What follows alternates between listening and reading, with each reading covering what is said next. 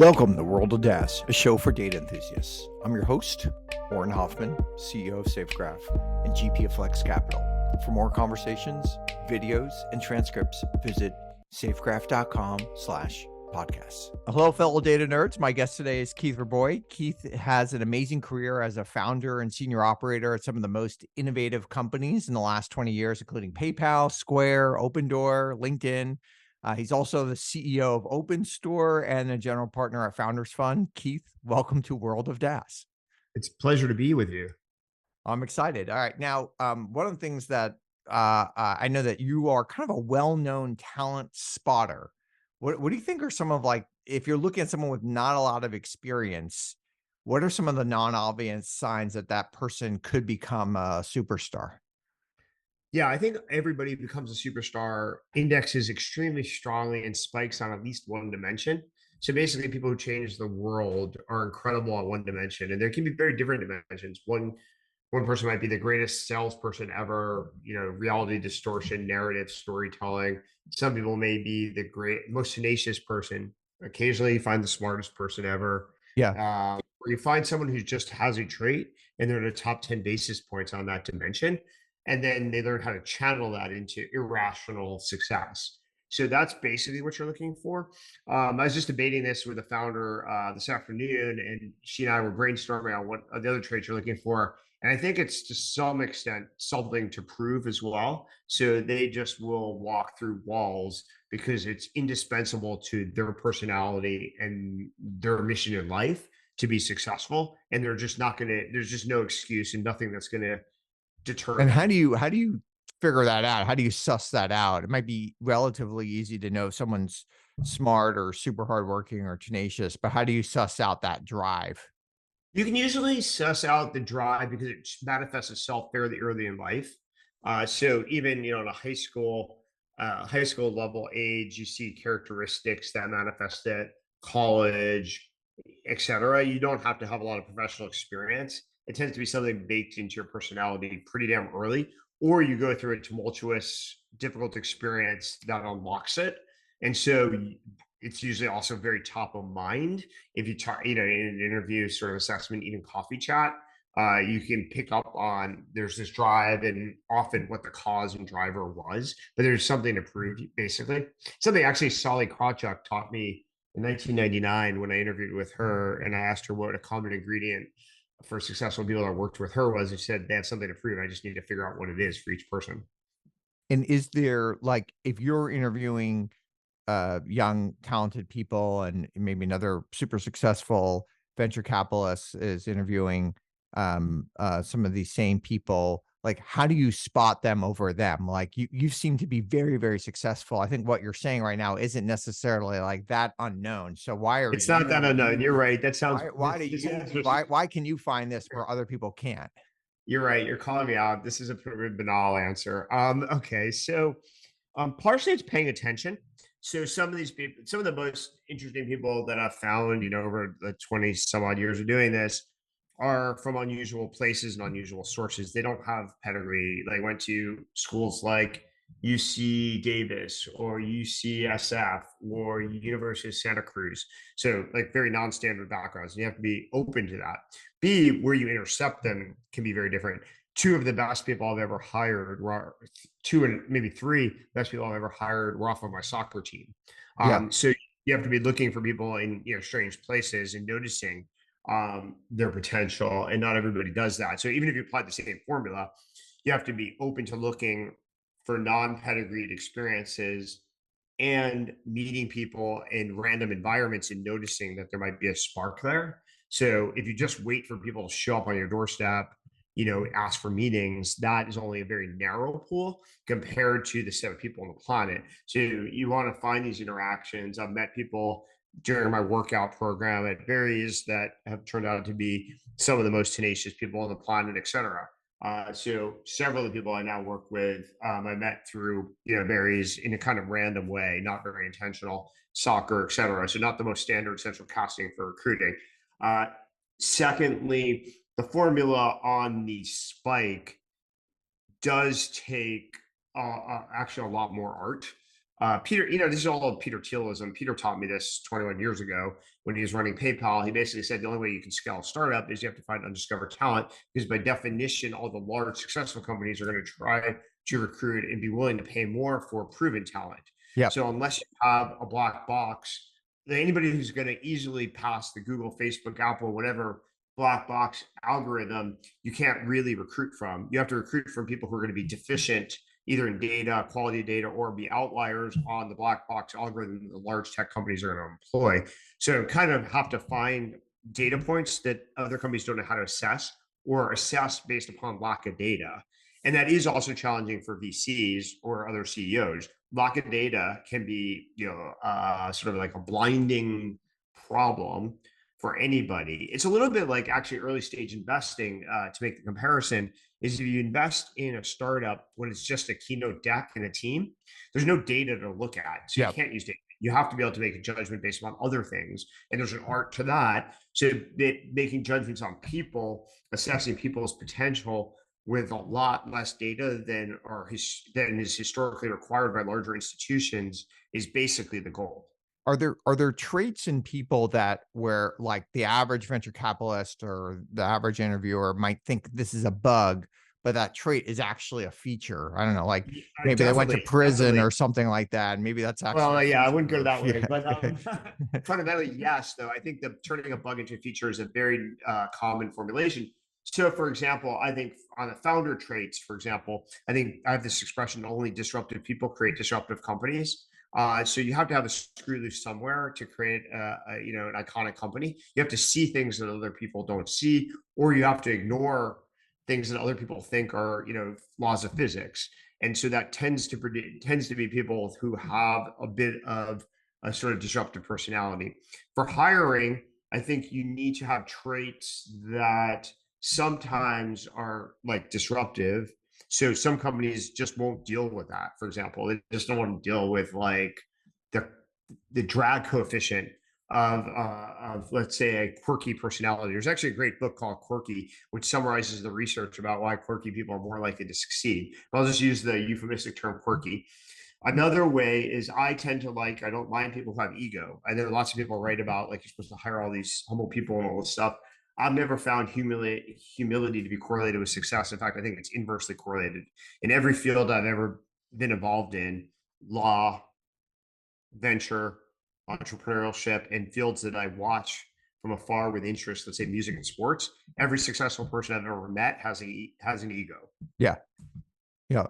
Um, do you think what makes a good founder today is the same that made a good founder in the year 2000 or even the year 1950, or do you think it's changed significantly? Peter and I were recently debating this, and I think we both come to the conclusion that it's changed. Certainly in age. I think a lot of my career investing and building companies was, let's say, from 2000 to 2010. And the proverbial, the college dropout, 22-year-old, first startup was very successful in that era. And I think what I've noticed recently is that a lot of the better founders, I mean, you're always talking about distributions here because Yep. we're in the outlier business. So N of ones are what drives success. But if you just plotted various dimensions of very successful founders, I suspect the median age of very successful founders has gone up by almost a decade. And it may be the world's more Oh, complicated, and maybe the kinds of companies that are being built require a different skill set. The guy that debate Peter and I were actually having over lunch was what's the drivers, what's the root cause. But I think the factual observation is more of the better founders are about a decade older than they were earlier in Peter and my careers. is that also because like certain times might be more likely to be a B2C, where a younger founder might be more successful, certain times might be more to B2B, or how do you think about or Yeah, that's I, why the root cause question was really interesting. Is like which one's driving which? Is it a yeah. shift away from consumer products and maybe those were more suited to right out of school, dropouts to right out of school founders, and maybe B2B requires a little bit more sophistication on some dimensions. For example, I think B2B sales absolutely can be challenging for some early younger founders. They've never been in a large organization like professionally. And so the concept of selling to a large organization when you've never actually been in an organization can be challenging. just like the logic of that, right? Like Yep. understanding like how organizations work, how they make decisions, how to create a sales motion can be very almost like a foreign language to someone who's actually never been in any organization. So I think there's some of that is a driver. I think there may be other things in society that are drivers too, but fundamentally, just observationally, that has changed. I think the traits that make one successful as a founder are company specific and market specific. So one of the things I like to do as a discipline is write down on a paper on a whiteboard what are the three biggest challenges, three core risks to any startup, and then the team, the founding team, founder and team, do they have an unfair advantage in solving those specific problems? So Peter once said, he wouldn't fund Elon to run to Airbnb, and definitely wouldn't want Brian Chesky running SpaceX. So I think that gives an illustration of, depending on what you're trying to do, there is a different set of skills that leads to an increased probability of success. And so Yep. you're trying to map the three core risks against the skills and talents and traits of the founder and the founding team. Delian, my colleague here at Founders Fund, started a company called Barda, which basically is doing manufacturing in space. And he took this explicitly to the extreme in his seed deck. Basically, slide one, here's what slide one is the vision, what are we trying to do and why. Then it's like, here's the three risks. And then here's three people that are the single best person on the planet, people to address these risks. And it's like, as soon as I saw the slides, it's like, of course, it's a no-brainer. We should absolutely invest. So I think that discipline is kind of the way Vinod actually taught me to think about all startups. Vinod Khosla, when I was at Khosla Ventures, was like, there's always two or three key things that if you get them right, you have a shot of really making it. If you get it wrong, it's not going to work. And then the team should be calibrated to increase the odds on those two or three things. So that's why the founder traits aren't necessarily consistent across all types of companies, but there are some common denominators, like being able to recruit a team, assess a team, motivate a team. Those are common across all verticals. Now, the is young versus old is kind of interesting. Like, older people have more wisdom, more guile, more experience, more connections. Younger people have more raw processing power. They have more energy. Do you think the advent of technology, the internet, et cetera, like in some ways, like could help older people more than younger people? Because like the processing power that a young person has, if you harness it right with a computer, now an older person could be maybe not as equal as a younger person, but they are more at parity than they were before. Well, let's start with saying I'm not going to concede that 30 is old. But let's backtrack from there. Fundamentally, I think about this all the time in venture specifically. There are things that you improve on as a VC with time and therefore correlated with age. And there are things that you get worse at. And then you're looking at the net effect. How do you maximize the net Yep. effect? So being consciously aware of where am I getting better and how do I amplify that and take advantage of that? And then how do I offset things that I'm going to decay at and decline at? I think can allow you to succeed and thrive. Similarly, in operating, it's not as clear to me that you decay as fast on some functions and that those functions are as indispensable to success. For example, raw processing power, there is evidence that your pure IQ, ability to deploy IQ in a fast processing way does decay with age. Now, unless you're doing a highly technical sort of startup where the founder, him or herself, is doing those calculations, I'm not sure that matters. You usually Yep. have the luxury of time. I don't mean time is like infinite, but you certainly have minutes to an hour to make a decision in a startup. You never have to make a decision in less than an hour. So I'm not sure that raw processing power at the founder CEO level is absolutely critical because you do have time to study things. Now, I don't mean you should, like 70% confidence, you should be shipping, 70% conviction, you should be deciding Yep. most of the time, but that can all fit within a day. Now, if you think of like the collection of people, like the culture, it's almost impossible to change a company's culture once it's formed. So it's very important to get it right from the start. Like, what are you looking for in a culture that maybe some other VCs might overlook? So I think you're right. It's one of the reasons why I prefer to be an investor as early as humanly possible in a company, because once the culture is formed, that die is cast. The metaphor I like to use is concrete. Concrete in a liquefied form is very malleable. Once it solidifies, all changing anything is expensive, painful, noisy, and Yep. that's like a company. When it's in liquid form, you can modify a lot of things. It's pretty flexible. Once it solidifies, all hell's breaking loose when you make changes. So the earlier I can get involved, I can try to help founders avoid unnecessary errors, just by the benefits of experience and pointing out the grass is often not greener, and that there are real trade-offs, and make your trade-offs very consciously, very intentionally. So that's one of the reasons why I prefer to invest in seed over anything, over the next best. The more you inherit, the less you're going to change, the less you're going to change successfully, certainly. From a cultural standpoint, I believe very strongly that, with very limited exceptions, the only way to build a startup from scratch is in person.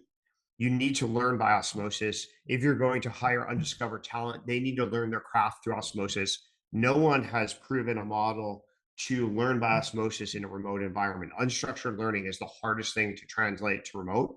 So I would only build a company in person. It can be distributed, meaning there can be multiple offices per se, like potentially, but it has to be in person. So I won't fund companies now that are being built remotely. It would take an extraordinary set of exceptions before that is the case. So that's a cultural element. I tend to believe company building is hard. My partner here at Founders Fund, Trey Stevens, has an expression: startups are fucking hard, which I think is true. And they take heroic effort to get to the accumulating advantages stage when momentum kicks in. Inertia is your enemy at first in a startup, and you have to convert it into momentum, and it becomes your friend. But that conversion process is extremely painful, takes heroic effort and sacrifice. And so I look for that in the DNA of an early stage company. The I found that the most correlated thing I've seen to people's success is just simply the number of hours that they work. Like, would you agree with that, or do or is there something even like more correlated that one can measure?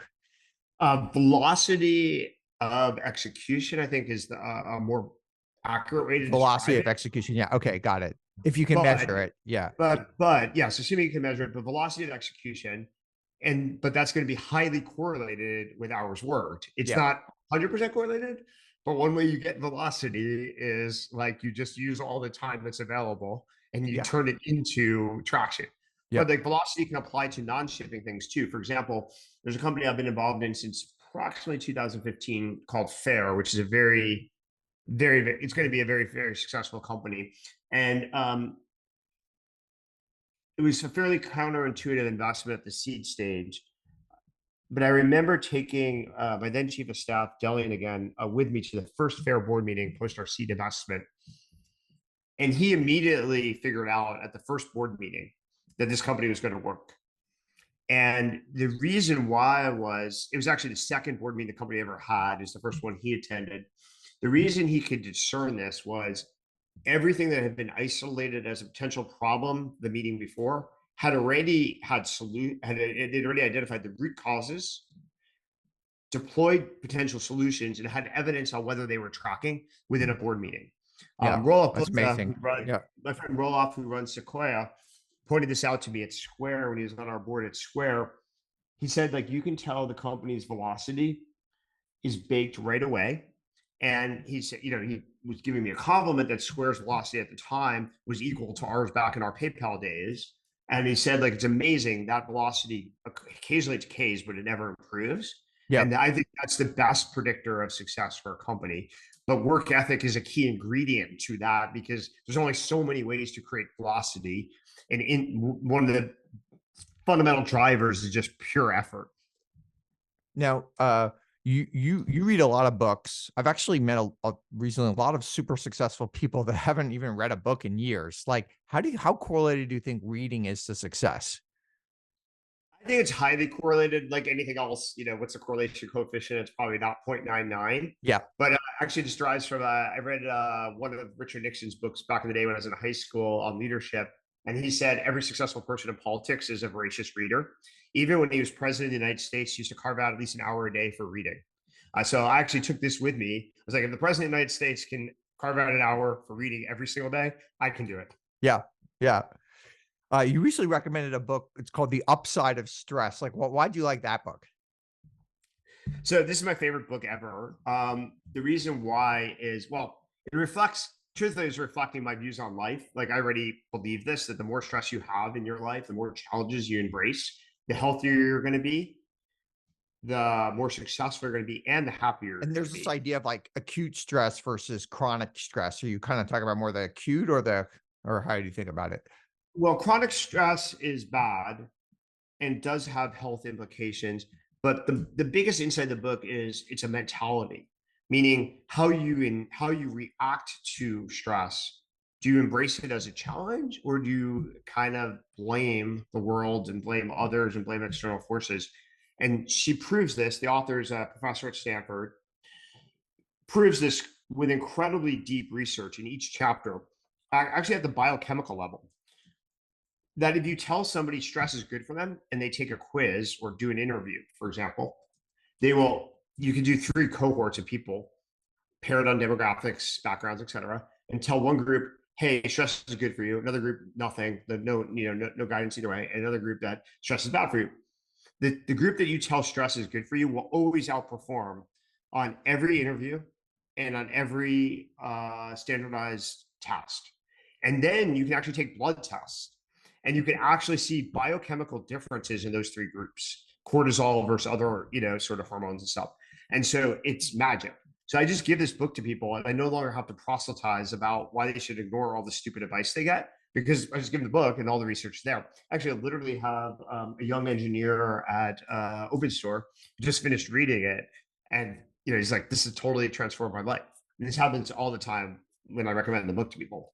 And why do you think there's all this talk and chatter about, the de-stress side and all this other stuff and, all these other things that people do? Is it just a way of like leveling, or why do you think all this has become so prominent? Well, Kelly, the author, argues in the book that it's all flawed research from 1950 when they actually literally tortured people and tortured mice. And there's a big difference between stress and torture. And she's like, they sort of forgot that there's a line there, which actually you should read her in the original. But so I think that's a driver. It's just the research was just all wrong, and no one asked basic methodological questions. Secondarily, there's also a 20-minute TED talk she gave before she wrote the book. So for people who want to get an introduction to this topic, the book's better than TED Talk, but TED Talk, you watch 20 minutes and you get a pretty strong feel for this.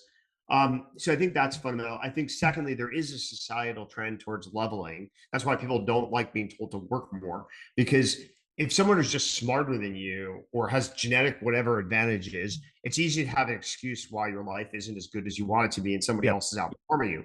But when you recalibrate that and say, well, it's under your control, you can work more or less, then people don't have excuses, and people want to have excuses. Like American society for the last 40 years is embracing excuses. And so that people find more comfort in saying someone's smart, because then there's nothing you can do about it. But you can always work harder. And so when there's a lot of people who don't like the challenge of, well, this is under your control, and stop blaming other people. The uh now you're also widely known as a really good operator. What do you think is like an underrated feature of a well-run company? So I actually think a well-run company is partially chaotic.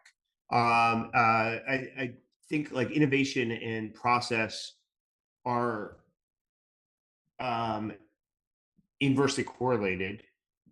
Arguably, Netflix expresses this really well in their famous, sort of 110-page PowerPoint culture deck of processes designed to prevent errors and mistakes, but it actually handicaps high performers and innovation.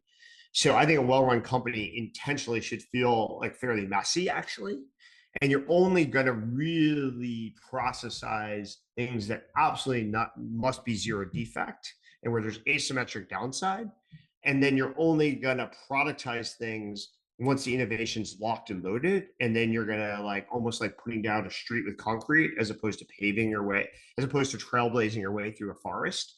And so I think people get these things wrong and apply the wrong discipline to the wrong problem. It should feel messy. Like I think like a hospital emergency room where the art is triaging things and you're triaging downside potential and upside potential constantly and shuffling things around. And I think orchestrating that is a rare skill, which is why managing a high growth company is fairly counterintuitive to people who come from more traditional organizations. And a lot of people like that freaks them out. Like they don't want to work in a ER and stuff like that. There's How no do blood at you, least. There's no blood at least. yeah, that's a good point. Like, how do you get, like, when you're bringing people into a startup, how do you let them know, hey, this is gonna be a little bit more like a ER, like it's gonna be a lot of it's gonna be a little messy over here. When we A lot first of people started, are very like internally they want to order it. They want to order everything. so I think one is on hiring and assessment. Like actually, it's a trait that predicts success is their ability to thrive under uncertain conditions, uncertain information, et cetera, versus needing certainty and needing predictability. So that's a trait, a pattern matching. I think when we started our career, there's a selection bias towards who went into entrepreneurial endeavors that was positively correlated with being able to thrive in these environments. And then as startups became mainstream and software, mainstream and startups ate the world and the Hollywoodization, social media, et cetera, social network made startups attractive. It became a magnet for more normal people, and more normal people do not like uncertainty. Volatility is typically scary to people. It is Darwinistically evolved that way. So I think you either have to counter train that or hire the people who somehow didn't Darwinistically evolve in the most normal ways.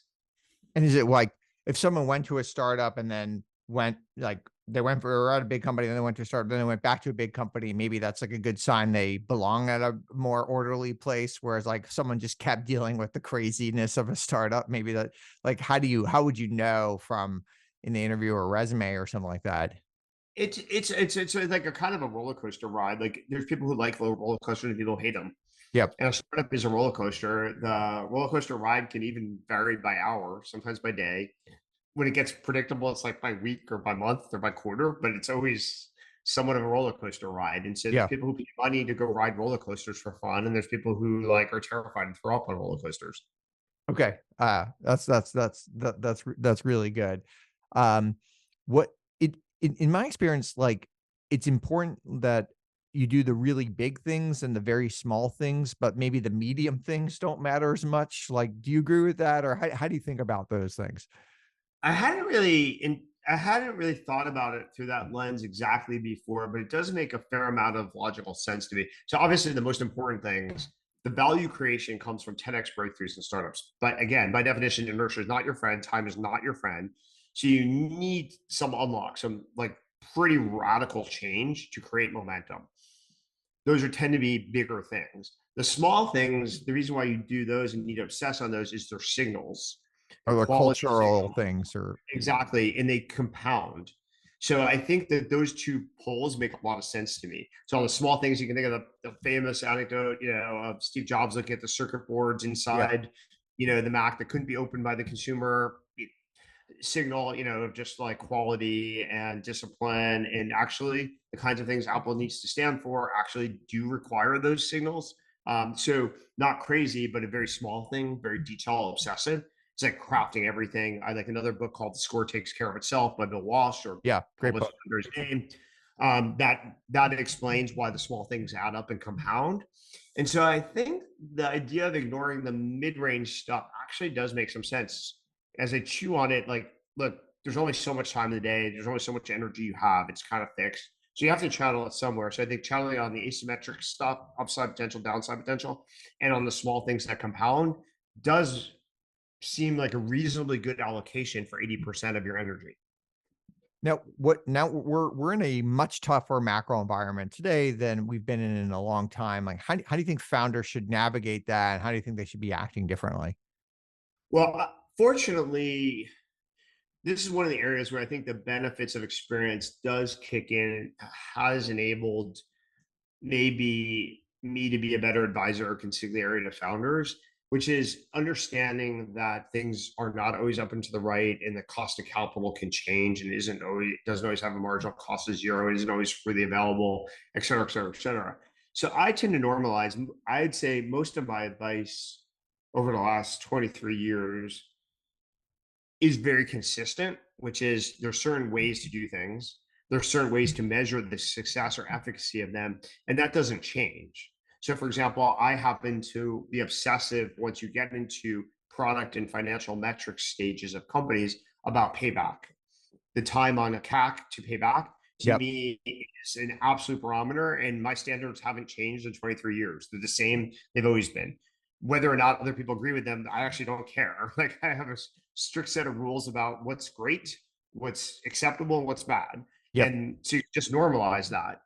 So I think if you have like sort of a compass, the compass can work fairly well when things are hot and off. Everybody thinks things are easy. It's kind of what I call the steroid era of startups. Or the compass also works when things are more difficult because, in fact, the compass is pretty finely tuned. So, to me, my advice doesn't usually shift. I think there's things that become more acute challenges for a CEO, and there's things that become less acute. So, for example, in a hot market, everyone wants to talk about recruiting. How do you break through, cut through clutter, Yep. talent acquisition. More complicated market, publicly and privately, now everyone wants to talk about retention and employee morale. So it does shift like where you're allocating your energies as CEO, but the root formulations are basically the same. Now, you had a tweet recently that I thought was pretty interesting. You said the biggest mistakes that most solid founders make is to worry about competition. And then you said, interesting, the largest IRR VCs make is to not obsess enough about differentiation. Can you unpack that a bit? Sure. So I have a general rule about startups. Let's just start with startups first. That 90 to 99% of your success or failure is based upon things you do in your building. Do you hire the right people? Do you prioritize things correctly? Do you avoid unnecessary distractions and mistakes? So look at yourself in the mirror, and that's going to drive velocity, execution, all the things we were talking about. That's going to drive success. Almost never does it depend upon external organizations. But so many founders sit around and worry about company X, Y, or Z. And I'm like, the 99% is sitting in your building. Get that perfect, get that optimized, make sure that's as good as it can be. And then you can worry about this other thing over there. So I think that's just a massive mistake. Second, and we've backed that up here at Founders Fund. We funded a company called Ramp, which obviously had competitors large and small, and it's going to be the most successful of all of them. It was a late mover, competitive, but it had the right team with the right DNA and the right velocity. So we're willing to ignore the fact that there's other competitors, because as long as Ramp does what it's supposed to do, does it really fast, does it thoroughly and thoughtfully, and hires the right people, it's going to outperform all these other companies, hopefully all combined. Second, on the VC side, though, I have had lots of friends who become VCs, and I think they somehow forget that venture is like a business to business startup, which you have to have a value proposition. The cleaner, the more compelling the value proposition, the better you're going to do.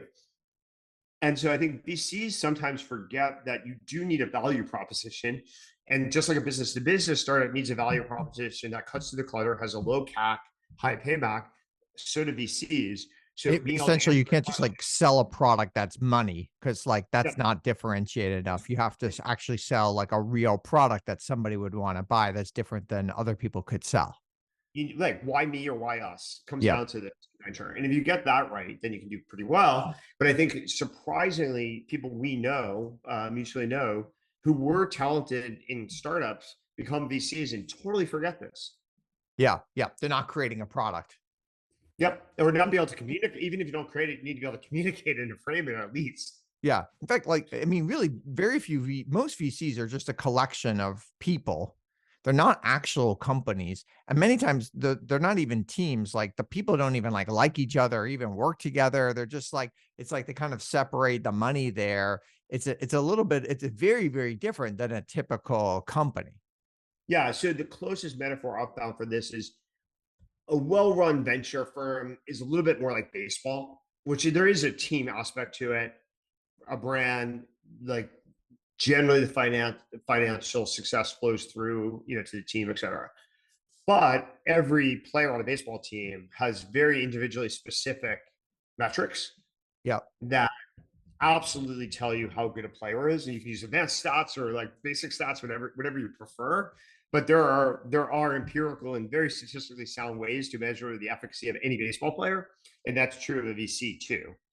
Whereas an organization, I think a startup is a lot more like a football team than, and there's other team sports, but football is a really good metaphor because you define there's certain roles that people have to play, and you need like the right profile of the person to thrive in that role. So you need a quarterback, but you need an offensive lineman. Offensive linemen look nothing like a quarterback. Yeah. Like you could not confuse an offensive lineman in the NFL with any quarterback or vice versa. And so, and then the team needs to execute, even if you had the perfect lineman, the perfect quarterback, perfect receiver, unless that team executes in sync, that play is going to be a complete disaster. So I think organizations need to be in sync. They need to have the right people in the right roles and execute perfectly in sync. That's building a company. A venture capitalist does not really need to be in sync all the time. And you do have individual accountability down to every single person on the team with real statistical significance over time. Some venture capital firms, I think, are probably much more like baseball, but there are some like maybe some rare ones like Y Combinator that are much more of a team. Like most people can't even name a partner at Y Combinator or something. That's true. I think Y Combinator is an interesting exception. I think that's right. So there are, let's say, in the general industry of venture capital, there probably are outliers. But if you think of the canonical venture capital firm, Yeah. that's existed since 1972, baseball is a pretty damn good metaphor. And you're a big proponent that like companies should go public and should go public relatively quickly, but it's like there are really no VCs that are public. Even Y Combinator, which like has a massive moat, like has never gone public. Why do you think that's the case, and why do you think like the VCs in some ways don't take their own advice? Well, one of the reasons people go public is access to capital. If anything, venture, like say Founders Fund, we have too much capital, not too Yep. little. Literally, our returns would go down with more capital, not up. So going public to get capital is not a good reason. Transparency is another good reason for companies to go public. Like literally, transparency is a good discipline. Typically, venture firms are not like publicly transferable for lots of reasons. Founders don't want it, and our LPs don't want it. So that's another reason. Another reason why companies should go public is acquisitions, like because you have equity that you can use that's priced fairly. We're really probably not going to generally be in the business of acquiring other VCs. Per my point about scale is not our friend. So I think a lot of the drivers, if you decompose, like I wrote a chapter in High Growth Handbook about why to go public early and what the criteria is. Predictability is another thing. Startups do develop predictability, predictable revenue, predictable profits. Venture is still going to be a power law business. And Yeah. so even though I can maybe tell you how venture fund 7 at Founders Fund is going to do, or maybe what 6 is, but 6 was raised, 5 years ago, deployed X years ago. It doesn't tell you how Founders Fund 8, which is our next fund, is going to do with arguably with any predictability. And that, So all these things are pretty fundamental differences. at one point, let's say in the 80s and 90s, like let's say a private equity firm like a KKR or Blackstone or something kind of did look maybe similar to a Sequoia or Andreessen or Founders Fund or something like that. But today, these are larger public companies. They have more smoothed out revenues. Like, can you imagine a scenario where like venture looks more like that, or do you think that would just be the death of any venture firm? Well, again, I don't think capital is a positive. More capital is not a positive. It's not even a positive in my mind for most startups. Like I Yep. don't think capital is decides who wins and loses. I think it follows success, not drives success. And so I don't think the world needs more venture capital. And therefore, I don't think any fund or our fund size definitely doesn't need more venture capital. So the benefits of scale, basically, I'm nervous about. And like baseball, I'm going to continue my metaphor. The scarcest thing in baseball is finding pitchers. Certainly, finding pitchers that can, let's say, be starting pitchers, left-handed starting pitchers. There's only so many of these people on the planet. I think venture has some of those limiting steps too. And so if you have a limiting number of people that can drive, like starting pitchers, if you don't have starting pitchers, you can't add new teams to a league. Yep. Yep. Okay. Interesting. Now you're speaking of venture, you're on a lot of boards. How do you think about this? Like, how many boards is too many, or how do you, obviously there's some benefit of being a lot. Like, how do you think about it personally? That's a great question. what I'll say is I am on too many boards by any normal standard, but what I've also noticed is the best VCs almost always, without exception, are on the most boards. Yeah. Um, it's a positive signal to some extent. Like the people who've been on the most boards in my venture career, like were like people like Peter Fenton, like I Yeah. think has a time It's record been or something. amazing. Yeah. Yeah. Yeah. For a while, like Ben Horowitz was on a lot. He's pulled back to a more normal level, but like the people who generally are doing pretty well may have a lot of board seats. Right. Roloff Sometimes was the running only way to win the deal is if yeah. like, Ben Horowitz is on your board or something, right? Roloff was running hot on boards like more than 12 for a while. And I think he's a little bit less now, but fundamentally, I think a lot of people are doing really well. People want to work with them. And so that's a positive. So especially for me, when we talk about productizing, why me, why us,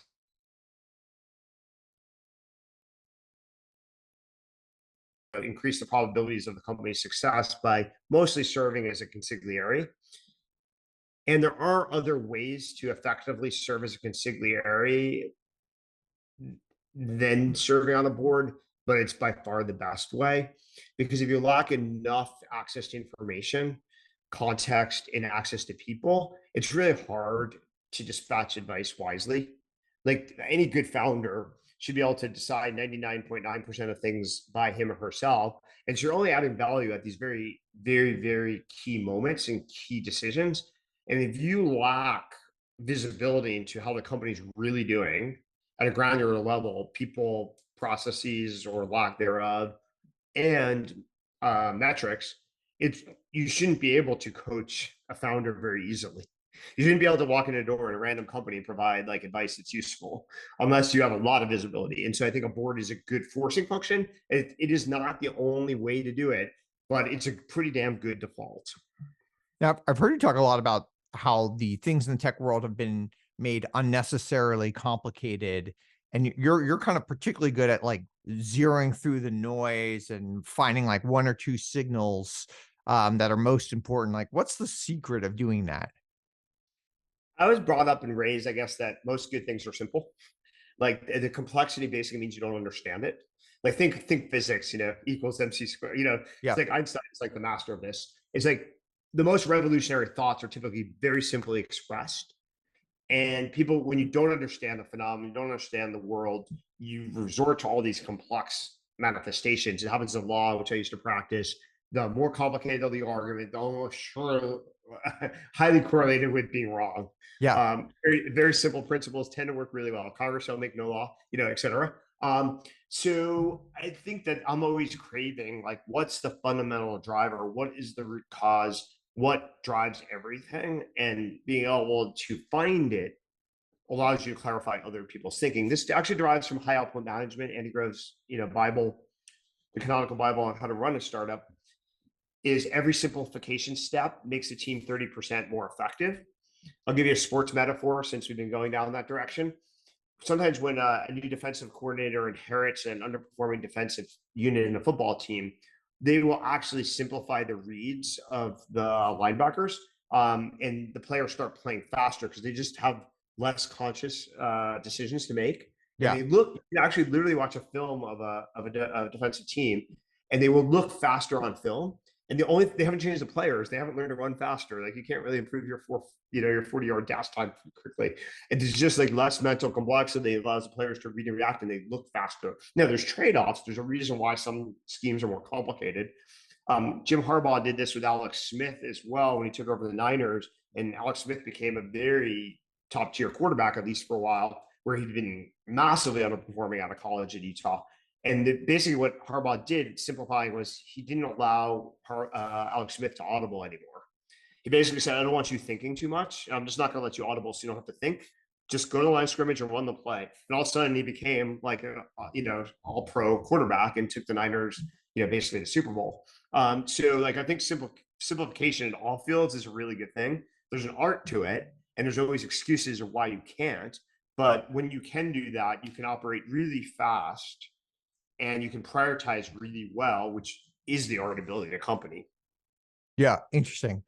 Now, okay, you were an early Miami acolyte, at least from like Silicon Valley. Like, what made you so bullish on Miami early on?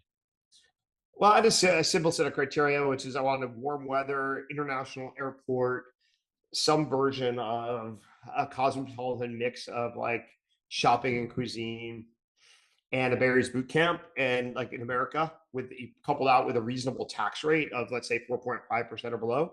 Turned out there's only one choice in the entire United States, which is Miami. That's how I wound up here. And then just like reverse engineering from my personal happiness and ingredients to what would make a tech ecosystem. What are the raw ingredients to rebuild Silicon Valley somewhere else and make it better? I thought all of the fundamentals I needed were already here. So I just needed to play Noah and build Noah's Ark and take, two designers, two seed investors, Yeah. two VCs, two entrepreneurs with me, and then we'd be off to the races. Well, in Miami, in some ways, like is a really fun place, and people are happy there. But there are people who believe like fun and happiness are somewhat antithetical to ambition and drive. Like, how do you think about that? Yeah, so I mean, I think fundamentally entrepreneurs are people too, and certainly they're, like being happy can be a good thing, and it can be taken to an extreme. And I guess it depends on your definition of happiness. Like my definition of happiness is achieving ambition, challenging myself, living to my fullest potential. And so I wouldn't be happy just sitting around. So I think happy connotes things that sometimes mean, going out and doing destructive things, but that's not how I would define happiness. It certainly wouldn't make me happy. Secondly, though, if you look at comparable cities that have had entrepreneurial success, Tel Aviv is the most entrepreneurial city in the planet on a Yep. per capita And it's basis. very fun. Tel Aviv Yeah. is definitely, Yeah. got a lot of beaches and late night activities and pretty cool stuff to do. It doesn't have a berries, unfortunately, or maybe I would have moved there. But New York City has lots of distractions. Yeah. It's done, over the last 10 to 15 years, thrived pretty damn well in the tech ecosystem. So, if those kind of cities can work, I don't understand, why Miami wouldn't be successful. Even Sydney, which is, an interesting, very enjoyable city place to live, has produced Atlassian, Canva. Like you're talking like very successful companies. The 20 years ago, and even less than that, San Francisco was like a super optimistic place. It was very focused on the future. And today it just seems a lot like you walk there, it seems a lot less optimistic. People are not they're focused more on the past and the future. People seem more unhappy. Like, how did that happen?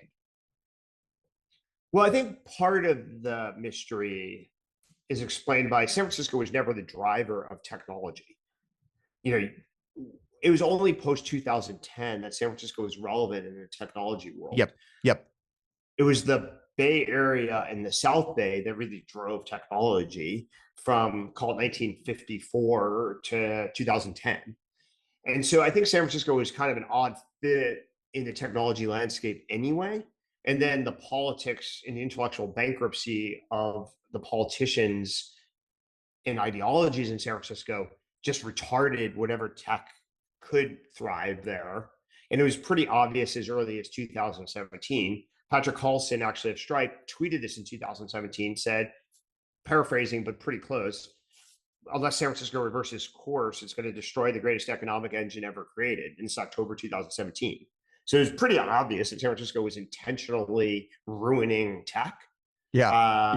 But it wasn't really the epicenter of tech anyway in the history of Silicon Valley. And so I think a lot of people don't really remember that it was kind of an odd duck pairing in the first place. Okay. Interesting. A few personal questions. So I remember 20 years ago, you created this like cool soccer game on like a Wednesday afternoon in the middle of Palo Alto. And like the people I remember like coming down to play with you, and the people, it was like you and Roloff and all these like super, super successful people. Like, have you ever tracked like the net creations of all of these people who were on the same field at one time? I have not. So that was back when I worked at LinkedIn, which is why we Yeah. played down Mountain View in Palo Alto. Yeah, it was a good team. It was a good group of people. We had like Lee Howard, and I broke Roloff's ankle once playing soccer, which I'll show you x-rays on his phone if you ask him.